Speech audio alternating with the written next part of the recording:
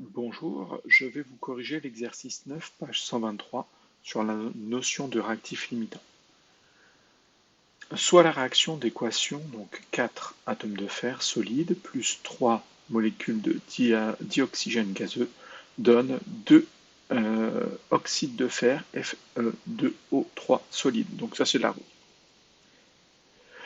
On fait réagir une quantité N0 de fer qui est égale à 8 moles de fer avec une quantité N0 de dioxygène de 9 moles.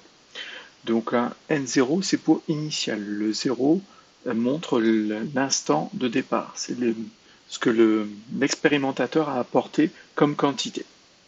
Définir le réactif limitant d'une transformation. Donc là, on va aller le revoir ici. On avait vu que le réactif limitant, le réactif qui est entièrement consommé en premier, est appelé le réactif limitant. Donc on va pouvoir nous dire que le réactif limitant est le réactif qui est totalement consommé en premier. Ensuite, identifier le réactif limitant de cette réaction. Donc on nous dit que le réactif limitant va provoquer, en fait, sa disparition provoque l'arrêt de la transformation chimique. Ça veut dire que il va avoir, ça va être en lien avec sa quantité de matière, N. Mais ce n'est pas uniquement sa quantité de matière qu'il faut regarder. C'est en fait le rapport entre sa quantité de matière et son nombre stoichiométrique, qui est représenté par petit a ici ou petit b. Pourquoi? Parce que lors d'une réaction chimique, on peut utiliser 1, 2, 3, 4 ou 5 fois cet atome ou cette molécule. Donc si on l'utilise beaucoup, et ben en fait ça va être consommé rapidement. Donc voilà pourquoi il ne faut pas regarder que la quantité de matière initiale mise, mais il faut regarder aussi le nombre stoichiométrique. Donc en fait il va falloir faire les rapports pour les deux réactifs, et vous voyez que là ma réaction est ici. Donc on a le réactif A qui réagit avec le réactif B, et on a le nombre stoichiométrique petit a, le nombre stoichiométrique petit b.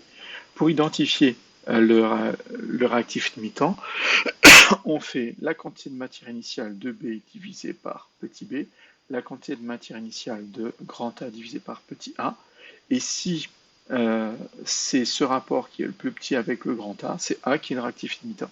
Si ça avait été le rapport avec le grand B qui était le plus petit, c'était lui, le réactif limitant. Donc, on va revenir ici, et on va voir qu'on a introduit donc 9 moles de dioxygène et 8 moles de fer au départ. Mais on a dit qu'il ne fallait pas regarder que ça. Il fallait faire les rapports. Donc le réactif limitant est déterminé en comparant les rapports. Donc je vais prendre la quantité de matière initiale de fer, donc la quantité de matière initiale de fer, que je vais diviser par 4, son nombre stoichiométrique.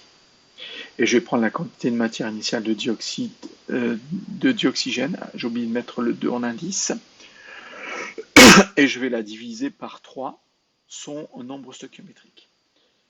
Donc ça donne quoi? Ça donne la quantité de matière initiale de fer, c'est 8, divisé par 4, 8 divisé par 4, j'obtiens 2. 2 moles j'obtiens. Pourquoi? Parce que la quantité de matière est en moles, et le nombre stoichiométrique n'a pas d'unité. Du coup, j'obtiens 2 moles.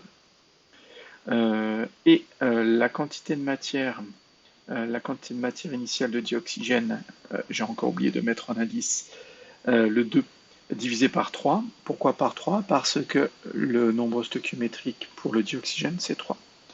Donc ça fait 9 la quantité de matière initiale, divisé par 3, ça fait 3 moles. Donc je vois que le plus petit rapport est celui avec le fer, parce que celui avec le fer, j'obtiens 2 moles, celui avec le dioxygène, j'obtiens 3 moles. Donc c'est le fer qui est le réactif limitant.